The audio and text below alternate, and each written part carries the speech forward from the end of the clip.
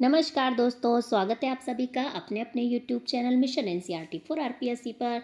दोस्तों, हमने शुरू किया था राजस्थान का सेकंड ग्रेड का जो हमारा सिलेबस है उसका जीके का शुरू किया था। उसके अंदर देखिएगा भाग ए की मैं बात करूँ तो भाग ए में हमने आपसे बात करी थी राजस्थान का भूगोल एवं अर्थव्यवस्था से संबंधित हमने टॉपिक शुरू किया। अवस्थिति एवं विस्तार से संबंधित हमने आपको कुछ क्वेश्चन डिस्कस किए। आज हम लेकर आए हैं भौतिक स्वरूप से संबंधित लगभग आपके 50 क्वेश्चन। ठीक है, इसके बाद जलवायु अपवाह तंत्र, फिर हमारा इस प्रकार से ये टॉपिक कंप्लीट होगा। फिर हमारा आता है इसके बाद राजस्थान का इतिहास। इसके बाद क्या आएगा फ्रेंड्स, हमारा राजस्थान का इतिहास आएगा। उसके बाद देखिएगा राजस्थान की कला संस्कृति, राजस्थान का प्रशासन, फिर राजस्थान की समसामयिकी। ये इसके भाग बे में है। इस प्रकार से हम इसके सिलेबस को क्या करेंगे फ्रेंड्स, कवर करेंगे। चलिएगा शुरू करते हैं आज का हमारा टॉपिक, राजस्थान के भौतिक स्वरूप। राजस्थान के भौतिक स्वरूप से संबंधित क्वेश्चन हमारे आज शुरू होते हैं। तो क्वेश्चन नंबर फर्स्ट देखिएगा, राजस्थान के किस भौतिक क्षेत्र में मुकुंदरा की पहाड़ियां स्थित है? हाड़ौती पठार में, शेखावटी प्रदेश में, दक्षिणी अरावली में या फिर है माही बेसिन में? तो इसका सही जवाब क्या हो जाएगा फ्रेंड्स, इसका सही जवाब हो जाएगा ऑप्शन नंबर ए, हाड़ौती पठार के अंदर राजस्थान की वो है मुकुंदरा की पहाड़ियां स्थित हैं। मैं आपको बता दूं फ्रेंड्स, देखिएगा मुकुंदरा की जो पहाड़ियां हैं वो हाड़ौती क्षेत्र में स्थित है, जो कि विंध्यन पर्वत श्रेणी का विस्तार है। किसका विस्तार है ये? विंध्यन पर्वत श्रेणी का। मुकुंदरा की जो पहाड़ियां हैं वो मुख्य रूप से कोटा जिले में स्थित है, लेकिन इनका कुछ भाग कहाँ पर है? झालावाड़ जिले में भी है। मुख्य रूप से तो कहाँ पर है? कोटा में है। आगे हम बात करते हैं सेकंड नंबर क्वेश्चन की। सेकंड क्वेश्चन देखिएगा, राजस्थान के भूभाग क्षेत्रफल का कितना जो भाग है वो रेगिस्तान है?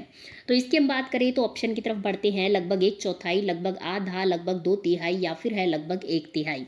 तो इसका सही जवाब क्या हो जाएगा? इसका सही जवाब हो जाएगा लगभग दो तिहाई। तो ऑप्शन नंबर से इसका सही जवाब हो जाएगा। तो देखिएगा राजस्थान का यदि मैं बात करूँ तो अरावली श्रेणियों के पश्चिम का जो क्षेत्र है वो शुष्क और अर्धशुष्क दो मरुस्थलीय भागों में विभाजित है। तो उसका क्षेत्रफल की मैं बात करूँ तो वो कितना है? लगभग दो तिहाई है। आगे देखिएगा next question. Question number third है हमारा, लसाड़िया का पठार राजस्थान के किस जिले में स्थित है? सलूम्बर में, गंगानगर में, जैसलमेर में या फिर है कोटा में? इसका सही जवाब हो जाएगा ऑप्शन नंबर ए, सलूम्बर में। रिमेंबर दैट कि आपके जो है राजस्थान में जिलों की संख्या बढ़ चुकी है। तो वर्तमान में ये कहाँ पर है फ्रेंड्स? सलूम्बर में है। आगे हम बात करते हैं, देखिएगा सलूम्बर जिले की भी कौन सी तहसील में है? लसाड़िया तहसील में। मान लो आपसे तहसील का जो नाम पूछ लिया जाए, लसाड़िया का पठार, तो लसाड़िया तहसील में ही है ये। आगे हम बात करते हैं जयसमंद झील के कहाँ पर है, कौन सी दिशा में है? तो उत्तर पूर्व में। जयसमंद झील के कहाँ पर है? ये उत्तर पूर्व में विस्तृत है। ठीक है, और इसकी जो ऊंचाई है वो 360 से 620 मीटर तक है। ये विच्छेदित एवं खंडित पठार है। आगे देखिएगा नेक्स्ट क्वेश्चन। क्वेश्चन नंबर 4 देखिएगा, राजस्थान का प्रमुख जल विभाजक है? अरावली की पहाड़ियां, बूंदी की पहाड़ियां, अलवर की पहाड़ियां या फिर है मुकुंदरा की पहाड़ियां? तो इसका सही जवाब हो जाएगा, प्रमुख जल विभाजक है हमारी अरावली की पहाड़ियां। देखिएगा फ्रेंड्स, राजस्थान का प्रमुख जल विभाजक का काम करती है हमारी अरावली पर्वत श्रृंखला। यह राजस्थान की नदियों को दो भागों में विभाजित करती है। जैसे कि मैं आपको बताऊं, जैसे माना कि ये हमारा राजस्थान का मैप है, इस तरीके से हमारा माना कि राजस्थान का मैप रहता है, तो इसमें जो अरावली पर्वतमाला इस तरीके से गुजरती है, तो ये जो हमारी नदियां हैं राजस्थान की, उनको दो प्रमुख भागों में ये विभाजित करती है, एक आदि इधर की तरफ, आदि पश्चिम की तरफ। आगे देखिएगा, आड़ावाल पर्वत किस जिले में स्थित है? बहुत ही इंपॉर्टेंट क्वेश्चन है और पूछा गया क्वेश्चन है। तो देखिएगा आड़ावाल पर्वत की मैं बात करूं, ऑप्शन की तरफ बढ़ती हूं तो भीलवाड़ा, झालावाड़, कोटा या फिर है बूंदी में? तो इसका सही जवाब हो जाएगा, आड़ावाल पर्वत कहाँ पर है? बूंदी में स्थित है। ठीक है, बूंदी जिले के अंदर ये स्थित है। नेक्स्ट क्वेश्चन है, निम्न कथनों पर हमें क्या करना है? विचार करना है। राजस्थान के मरुस्थल में वर्षा का अभाव रहता है। बिल्कुल सही बात है, हमारे राजस्थान के मरुस्थल में वर्षा का अभाव रहता है, इसीलिए तो मरुस्थल है। आगे देखते हैं, तो राजस्थान के रेगिस्तान को थार का मरुस्थल कहा जाता है। बिल्कुल सही बात है, थार का मरुस्थल हम इसे कहते हैं। थार का मरुस्थल राजस्थान के बीकानेर जिले से अजमेर और कोटा जिले तक विस्तृत है। ये बिल्कुल गलत बात इसमें हो जाएगी, मतलब कि केवल कै और खे कथन जो है वो ही सही है। तो इसका ऑप्शन नंबर बे सही जवाब हो जाएगा, केवल कै और खे कथन ही इसके क्या है? सही है। देखिएगा राजस्थान के अरावली श्रेणियों के पश्चिम का क्षेत्र शुष्क एवं अर्धशुष्क जो मरुस्थलीय प्रदेश में आता है। यह एक विशिष्ट भौगोलिक क्या है? प्रदेश है, जिसे भारत का विशाल मरुस्थल अथवा थार के मरुस्थल के नाम से जाना जाता है। आगे देखिएगा नेक्स्ट क्वेश्चन। अरावली के सर्वोच्च शिखर मतलब गुरु शिखर की जो ऊंचाई है वो कितनी है?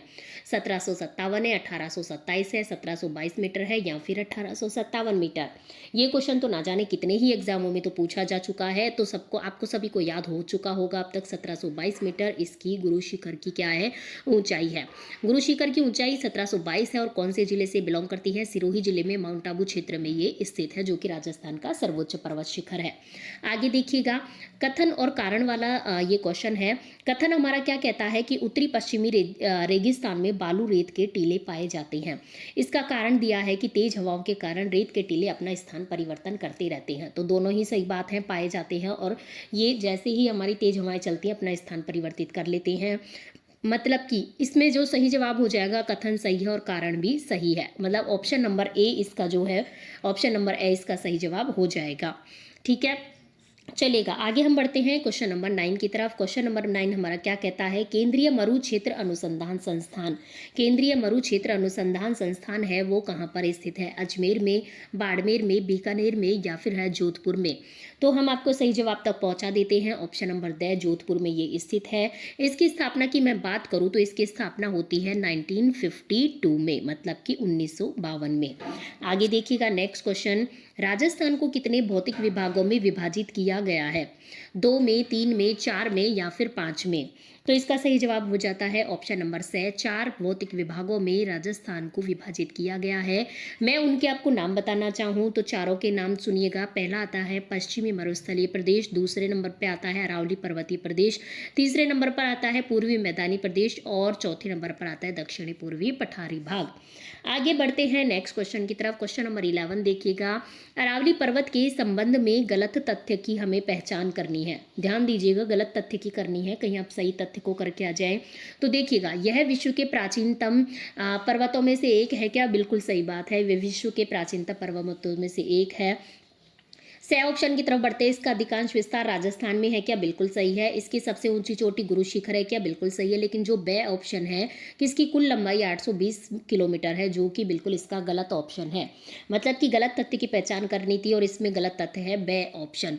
इसका मतलब यदि इसकी 820 किलोमीटर जो है इसकी लंबाई नहीं है, तो आखिर इसकी सही लंबाई क्या है? देखिएगा, इसकी सही लंबाई की मैं बात करूँ, टोटल जो लंबाई है वो है 692 किलोमीटर। और यदि मैं हमारे राजस्थान की बात करूं, राजस्थान में इसकी लंबाई आती है 550 किलोमीटर। दोनों ही बहुत इंपॉर्टेंट है, दोनों ही आपको याद रखनी है। और मैं आपको बता दूं कि राजस्थान में यह कहां से कहां तक विस्तृत है, ये भी पूछा जाता है। खेड़ ब्रह्म सिरोही से खेतड़ी नीम का थाना तक 550 किलोमीटर लंबी है, जो कुल पर्वत श्रृंखला का 80% मतलब 80% तो हमारे राजस्थान में ही है। आगे देखिएगा, नेक्स्ट क्वेश्चन की तरफ हम बढ़ते हैं। निम्नलिखित में से कौन सी विशेषता थार के मरुस्थल से संबंधित नहीं है? यहाँ शुष्क एवं अर्धशुष्क जलवायु है, यहाँ रेतीली मिट्टी पाई जाती है, यहाँ सदाबहार वन पाए जाते हैं, यहाँ बालू का स्तूप पाए जाते हैं। तो देखिएगा, ये भी इससे थार के मरुस्थल से संबंधित है। शुष्क अर्धशुष्क जलवायु है, यहाँ पर रेतीली मिट्टी भी वहाँ पाई जाएगी, बालू का स्तूप भी वहाँ पाए जाएंगे। लेकिन जो सदाबहार वन है वो कहाँ पर? मरुस्थल में थोड़ी ना पाए जाएंगे। तो इसका सही जवाब हो जाएगा ऑप्शन नंबर से है, जो इस मरुस्थल से, थार के मरुस्थल से संबंधित विशेषता नहीं है। आगे देखिएगा नेक्स्ट क्वेश्चन, निम्न में से कौन सा दक्षिणी अरावली को पार करने का दर्रा नहीं है? तो हमारे दर्रा पूछा गया है, दर्रा से संबंधित क्वेश्चन है। तो ऑप्शन की तरफ बढ़े तो ऑप्शन नंबर ए आता है सोमेश्वर, ऑप्शन नंबर बी आता है हाथीगुड़ा, ऑप्शन नंबर से आता है अरनिया या फिर है देसुरी। तो इसका सही जवाब हो जाएगा ऑप्शन नंबर से अरनिया। देखिएगा, यदि मैं आपकी बात करूं, दक्षिणी अरावली को पार करने का दर्रा नहीं है पूछा गया है। इसका मतलब सोमेश्वर है, हाथीगुड़ा है और देसुरी है। देसुरी की नाल की मैं बात करूं तो ये कहाँ पर आती है? ये है पाली जिले से संबंधित। ठीक है, कहाँ पर? पाली जिले में स्थित है, जो कि राजस्थान का सबसे लंबा दर्रा है। आपको ये भी याद रखना है, जिससे NH 162 अजमेर से सिरोही वाला जो है वो गुजरता है। तो उल्लेखनीय है कि इस दर्रे द्वारा जो मेवाड़ मारवाड़ के मध्य आवल बावल की सीमा का निर्धारण हुआ था। आगे हम बात करते हैं, देखिएगा, एक दिया हुआ है इसमें हाथीगुड़ा का दर्रा। हाथीगुड़ा दर्रा जो है ये है राजसमंद से संबंधित, आपको इसका ध्यान रखना है, राजसमंद जिले में स्थित है और जिससे NH 76 गुजरता है, जो सिरोही तक जाती है। और अरनिया दर्रे की मैं बात करूं तो अरनिया दर्रा अजमेर के दक्षिणी पूर्वी दिशा में स्थित है। आगे देखिएगा नेक्स्ट क्वेश्चन की तरफ हम बढ़ते हैं। नेक्स्ट क्वेश्चन है, प्रोफेसर वी.सी. मिश्रा ने राजस्थान को कितने भौगोलिक प्रदेशों में बांटा है? तो इसकी मैं बात करूँ 3, 4, 5 या फिर 7, तो सही जवाब की तरफ हम पहुँचते हैं, वो है ऑप्शन नंबर डी 7। 7 भागों में राजस्थान के जो है भौगोलिक प्रदेशों को प्रोफेसर वी.सी. मिश्रा ने बांटा है। आगे देखिएगा नेक्स्ट क्वेश्चन की तरफ, मुकुंदवारा पहाड़ियाँ मुख्यतः किस जिले में फैली हैं? जयपुर में, बांसवाड़ा में, कोटा में या फिर है अलवर में? तो मुकुंदवाड़ा की पहाड़ियाँ मुख्यतः जो फैली हैं वो कहाँ पर फैली हैं फ्रेंड्स? कोटा जिले में फैली हैं। मुकुंदरा की पहाड़ियाँ हाड़ौती क्षेत्र में स्थित है, जो कि विंध्यन पर्वत श्रेणी का विस्तार है। मुख्यतः तो कोटा में है, लेकिन कुछ भाग इनका कहाँ पर है? झालावाड़ जिले में भी स्थित है। नेक्स्ट क्वेश्चन की तरफ हम बढ़ते हैं।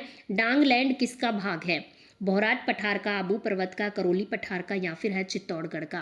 इसका सही जवाब हो जाता है ऑप्शन नंबर से करौली पठार का ये भाग है। पूर्वी राजस्थान के धौलपुर, करौली, सवाई माधोपुर का उत्तरी भाग में अनियमित पहाड़ियों को क्या कहा जाता है? डांगलैंड कहा जाता है। इस प्रकार के प्रश्न भी बहुत ज़्यादा आजकल एग्जाम में पूछे जाते हैं। ठीक है, चलिएगा आगे हम बढ़ते हैं। सारणी फर्स्ट एवं सारणी सेकंड में दिए गए भौतिक विभाग एवं संबंधित जिले का जो है हमें सही मिलान करना है।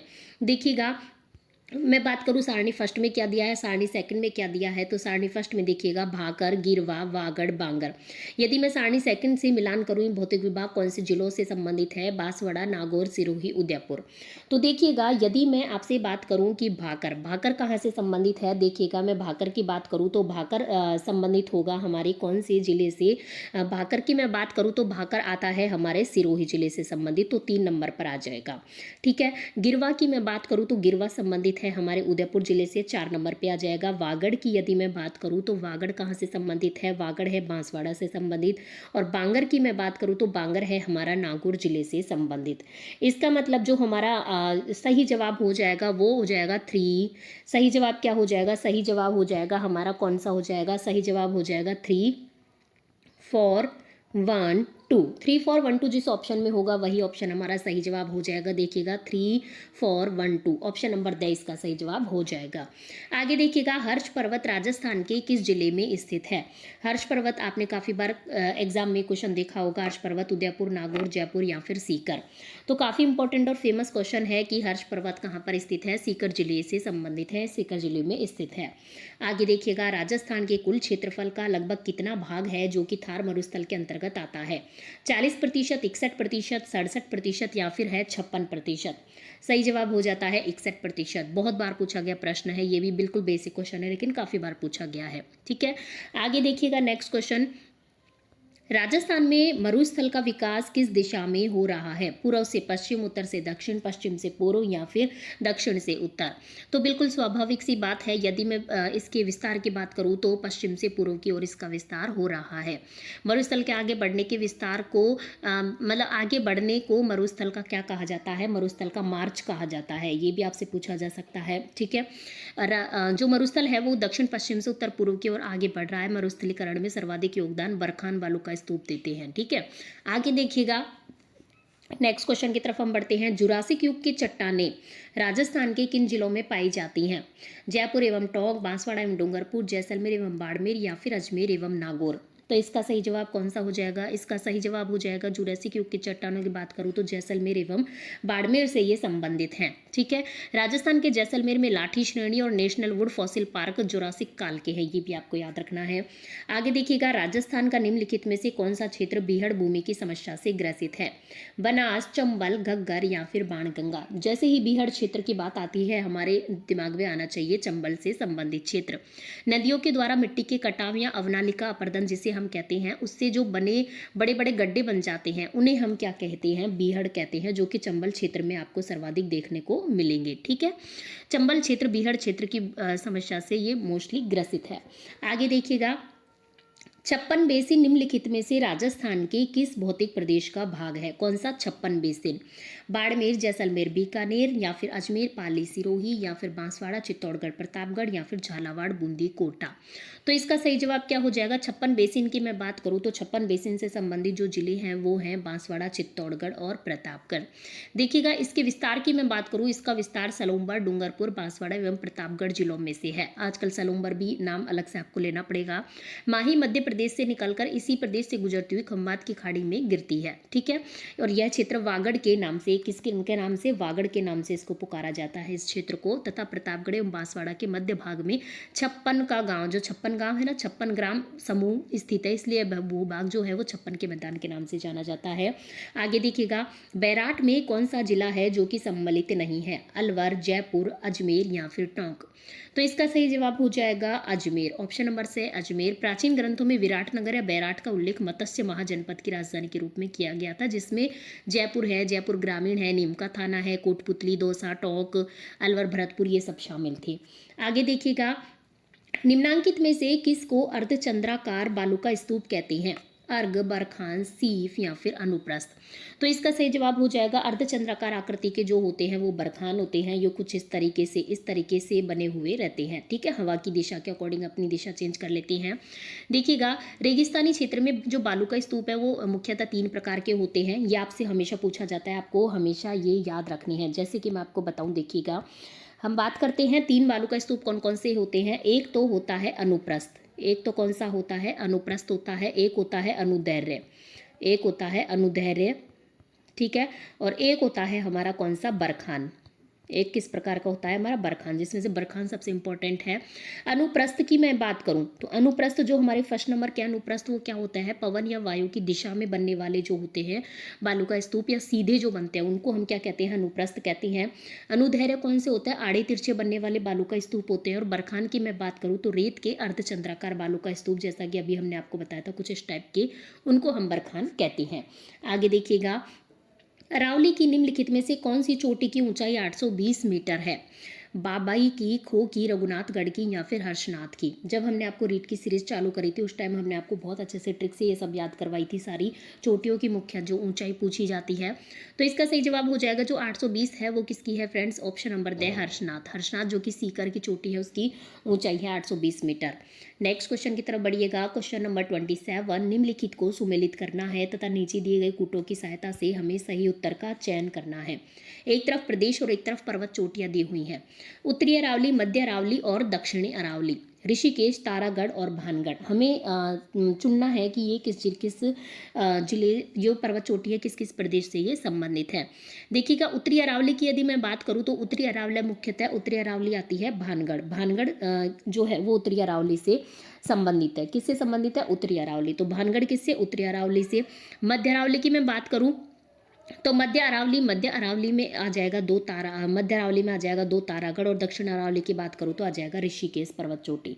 तो देखिएगा, इसका जो सही जवाब तक हम पहुंचते हैं, इसका सही जवाब क्या हो जाएगा? इसका सही जवाब हो जाएगा कौन सा हो जाएगा? इसका सही जवाब 3, 2, 1 हो जाएगा। तो 3, 2, 1 जिस ऑप्शन में होगा वही हमारा क्या हो जाएगा? इसका सही जवाब हो जाएगा। देखिएगा 3, 2, 1 जो कि हमारी बे ऑप्शन में दिखाई दे रहा है हमको।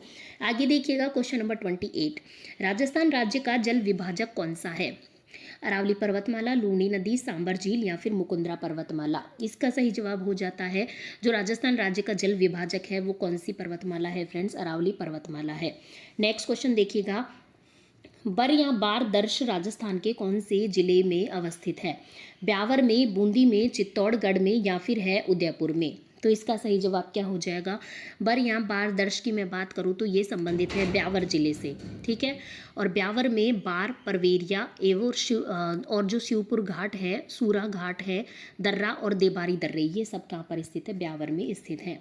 नेक्स्ट क्वेश्चन है, निम्नलिखित में से कौन सी पर्वत चोटी उत्तरी अरावली में अवस्थित नहीं है? सज्जनगढ़, रघुनाथगढ़, बिलाली या फिर बरवाड़ा? इसका सही जवाब हो जाएगा जो कौन सी पर्वत चोटी है उत्तरी अरावली में स्थित नहीं है वो हो जाएगी हमारी सज्जनगढ़। सज्जनगढ़ उदयपुर में स्थित है, 938 मीटर दक्षिणी अरावली में स्थित है। कहाँ पर है? और इसकी ऊंचाई की मैं बात करूँ तो कितनी आती है? 938 मीटर आती है। नेक्स्ट क्वेश्चन देखिएगा हमारा, भौराट का पठार किनके मध्य स्थित है? अलवर राजगढ़, कुंभलगढ़ गोगुंदा या फिर बांसवाड़ा डूंगरपुर या फिर प्रतापगढ़ बांसवाड़ा? तो भौराट के पठार की यदि मैं बात करूं तो भौराट का पठार स्थित है कुंभलगढ़ गोगुंदा के मध्य। कहाँ पर है? कुंभलगढ़ गोगुंदा। बहुत इंपॉर्टेंट है, पूछा जाता है।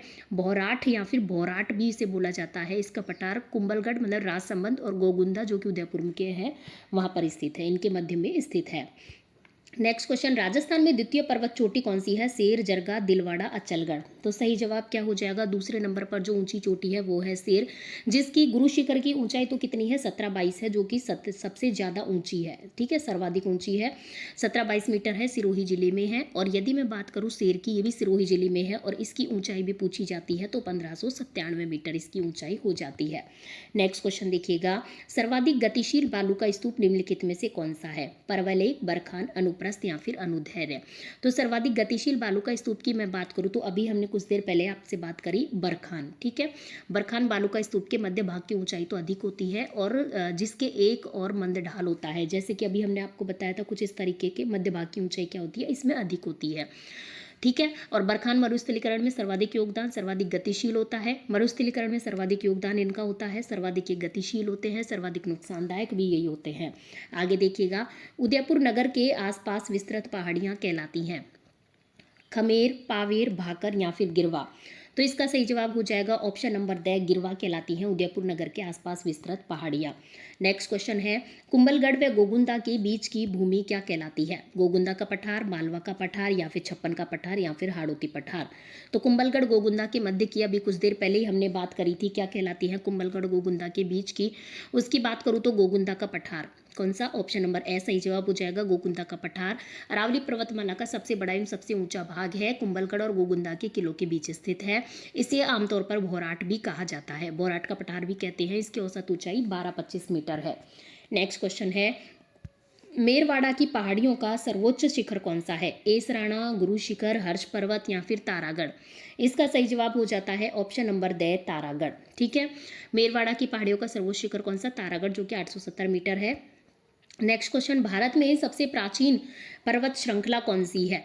अरावली, हिमालय, विंध्य या फिर सतपुड़ा। तो इसका सही जवाब हो जाएगा, भारत की बात हो रही तो भारत में भी कौन सी आएगी? अरावली ही आएगी। राजस्थान के मध्य अरावली पर्वतमाला राजस्थान में स्थित है, विश्व की प्राचीनतम वलित पर्वतमाला इसे कहा जाता है और यह पर्वत श्रृंखला श्री कैम्ब्रियन युग की मानी जाती है। आगे देखिएगा, गुरु शिखर को, नेक्स्ट क्वेश्चन की मैं बात करूँ तो गुरु शिखर को संतों का शिखर किसने कहा? जॉर्ज थॉमस ने, शंकराचार्य ने, मुनि वशिष्ठ ने या फिर कर्नल जेम्स टॉड ने। Very important question, option number the सही जवाब हो जाएगा। कर्नल जेम्स टॉड ने कहा गुरु शिखर को संतों का शिखर, जो कि राजस्थान का सर्वोच्च पर्वत शिखर है, 1722 मीटर इसकी ऊंचाई है। नेक्स्ट क्वेश्चन देखिएगा, 39 क्वेश्चन है, सूची फर्स्ट को सूची सेकंड से हमें करना है सुमेलित। एक तरफ अरावली के शिखर और एक तरफ ऊंचाई दी गई है इनकी मीटर में। अचलगढ़, तारागढ़, खो, बहराज, इनकी यदि ऊंचाइयों की मैं बात करूं तो इनकी ऊंचाइयां देखिएगा किस तरीके से दी गई हैं। अचलगढ़ की मैं बात करूं तो अचलगढ़ की देखिएगा, अचलगढ़ की हो जाएगी 1380 हो जाएगी। और मैं तारागढ़ की बात करूं तो तारागढ़ की हो जाएगी 873। मैं खो की बात करूं तो खो की हो जाएगी 920, जो कि ए ऑप्शन में है। बहराज की बात करूं तो 792। मतलब कि जो इसका सही जवाब हो जाएगा, सही ऑप्शन से, द, ए, बे। पहले आएगा से, फिर आएगा कौन सा आएगा? फिर से के बाद आएगा हमारा द, फिर आएगा ए और फिर आएगा बे। ठीक है, तो से, द, ए, बे जिस ऑप्शन में होगा वही हमारा सही जवाब हो जाएगा। तो देखिएगा सही जवाब हमारा कौन सा हो जाएगा? सही जवाब हो जाएगा से, द, ए, बे, जो कि बे ऑप्शन में दिया गया है। नेक्स्ट क्वेश्चन है, तारागढ़ पर्वत चोटी अरावली के निम्नलिखित प्रदेशों में से किसका भाग है? उत्तरी का, दक्षिणी का, मध्य का या फिर पूर्वी का। तो सही जवाब हो जाएगा मध्य का। नेक्स्ट क्वेश्चन है, गोडवार प्रदेश राजस्थान के किस वृहद भू आकृतिक विभाग का हिस्सा है? पश्चिमी शुष्क प्रदेश का या फिर पूर्व मैदान प्रदेश का या फिर अरावली प्रदेश का या फिर है पठार प्रदेश का। तो इसका सही जवाब हो जाएगा पश्चिमी शुष्क प्रदेश का। गोडवार प्रदेश क्या है? भाग है। पश्चिमी राजस्थान के अर्धशुष्क मैदान के उपखंड लूनी बेसिन को गोडवार प्रदेश के रूप में हम जानते हैं। नेक्स्ट क्वेश्चन, राजस्थान के कितने जिलों को मरु जिला बोला जाता है? 19, 13, 14, 15। तो इसका सही जवाब हो जाता है ऑप्शन नंबर ए, 19 जिलों को बोला जाता है। मैं आपको नाम सुनाऊंगी तो बहुत ज़्यादा हो जाएगा, क्योंकि अब 19 हो गए, क्योंकि हमारे नए नए जिलों का भी गठन हो गया है। पहले 12 सुनने में आता था, अब 19 हो गए हैं। चलिए मैं एक बार आपको फटाफट से नाम गिनाई देती हूँ, देखिएगा। बाड़मेर, बीकानेर, चूरू, गंगानगर, हनुमानगढ़, जैसलमेर, झुंझुनू, जोधपुर, जालोर, नागौर, पाली, सीकर, अनूपगढ़, फलोदी, बालोतरा, जोधपुर ग्रामीण, डीडवाना, कुचामन, ब्यावर और सांचौर। ये लास्ट वाले नए जिले हैं। इनको सभी को मिलाकर कितने हो गए हैं? 19। पहले कितने थे? 12 थे। ठीक है, आगे देखिएगा नेक्स्ट क्वेश्चन की तरफ। राजस्थान के जिले जो न्यूनतम भूकंप संभावित क्षेत्र में हैं वे हैं श्रीगंगानगर व हनुमानगढ़, अलवर व झुंझुनू, अलवर व भरतपुर, भरतपुर व सीकर। तो इसका सही जवाब क्या हो जाएगा? इसका सही जवाब हो जाएगा, यदि मैं न्यूनतम भूकंप संभावित क्षेत्र की बात करूँ तो आता है श्रीगंगानगर व हनुमानगढ़। ठीक है, श्रीगंगानगर, हनुमानगढ़, चूरू, जोधपुर, पाली, राजसमंद, चित्तौड़गढ़, झालावाड़, बारां, कोटा, सवाईमाधोपुर, करौली, धौलपुर, बांसवाड़ा, बीकानेर के कुछ क्षेत्र, उदयपुर न्यूनतम भूकंप संभावित क्षेत्र के अंतर ये सभी आते हैं। निम्न में से किस स्थान को राजस्थान का बरकोयांस्क कहा जाता है? माउंट आबू को, चूरू को, फतेहपुर को या फिर उदयपुर को? तो हम सभी जानते हैं किसको कहा जाता है, माउंट आबू को। काफ़ी बार ये क्वेश्चन तो हमने आपको याद करवाया है। ये क्यों कहा जाता है, किससे तुलना की जाती है? रूस का एक क्षेत्र है बरकोयांस्क, यहाँ पर ठंड के मौसम में तापमान गजब तरीके से नीचे जाता है और यहाँ गर्मी और सर्दी के तापमान में अच्छा खासा अंतर रहता है, इसलिए माउंट आबू को हम बरकोयांस्क से तुलना करते हैं। आगे देखिएगा, कौन सा भौतिक प्रदेश राजस्थान की जीवन रेखा कहा जाता है? ऑप्शन की तरफ बढ़ूँ तो अर्धशुष्क मरुस्थल, अरावली पहाड़ियाँ, हाड़ौती पठार या फिर पूर्वी मैदान। तो इसका सही जवाब क्या हो जाएगा? इसका सही जवाब हो जाएगा अरावली पहाड़ियाँ। इसको राजस्थान की जीवन रेखा कहा जाता है क्योंकि यह क्षेत्र प्राकृतिक संसाधनों से भरपूर है।